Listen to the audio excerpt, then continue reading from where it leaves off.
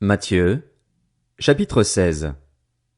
Les pharisiens et les sadducéens abordèrent Jésus et, pour le mettre à l'épreuve, lui demandèrent de leur faire voir un signe venant du ciel. Jésus leur répondit, « Le soir, vous dites, il fera beau, car le ciel est rouge, et le matin, il y aura de l'orage aujourd'hui, car le ciel est d'un rouge sombre. Hypocrite, vous savez discerner l'aspect du ciel et vous ne pouvez pas discerner les signes des temps. Une génération mauvaise et adultère réclame un signe. Il ne lui sera pas donné d'autre signe que celui de Jonas, le prophète. » Puis il les quitta et s'en alla. En passant sur l'autre rive, les disciples avaient oublié de prendre des pains.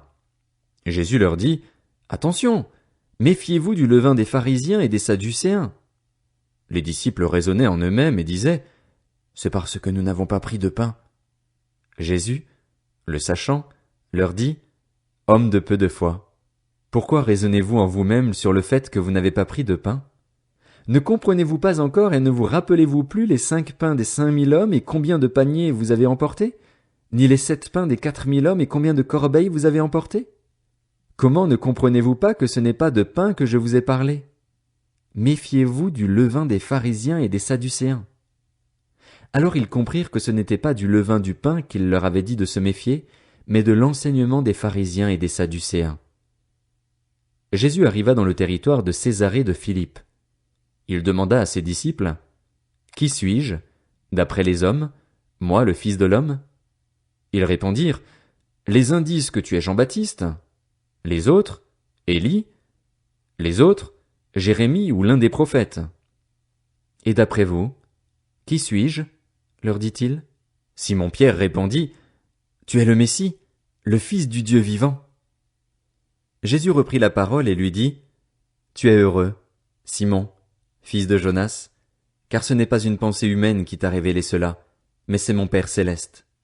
Et moi, je te dis que tu es Pierre et que sur ce rocher je construirai mon église, et les portes du séjour des morts ne l'emporteront pas sur elle.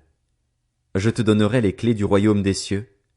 Ce que tu lieras sur la terre aura été lié au ciel, et ce que tu délieras sur la terre aura été délié au ciel. » Alors il ordonna aux disciples de ne dire à personne qu'il était le Messie. Dès ce moment, Jésus commença à montrer à ses disciples qu'ils devaient aller à Jérusalem, beaucoup souffrir de la part des anciens, des chefs des prêtres et des spécialistes de la loi, être mis à mort et ressusciter le 3e jour. Alors Pierre le prit à part et se mit à le reprendre en disant, « Que Dieu t'en garde, Seigneur, cela ne t'arrivera pas. » Mais Jésus se retourna et dit à Pierre, « Arrière, Satan, tu es un piège pour moi, car tes pensées ne sont pas les pensées de Dieu, mais celles des hommes. » Alors Jésus dit à ses disciples, « Si quelqu'un veut être mon disciple, qu'il renonce à lui-même, qu'il se charge de sa croix et qu'il me suive. En effet, celui qui voudra sauver sa vie la perdra, mais celui qui la perdra à cause de moi la retrouvera. Que servira-t-il à un homme de gagner le monde entier s'il perd son âme? Ou que pourra donner un homme en échange de son âme? En effet, le Fils de l'homme va venir dans la gloire de son Père, avec ses anges, et alors il traitera chacun conformément à sa manière d'agir. Je vous le dis en vérité, quelques-uns de ceux qui sont ici ne mourront pas avant d'avoir vu le Fils de l'homme venir dans son règne.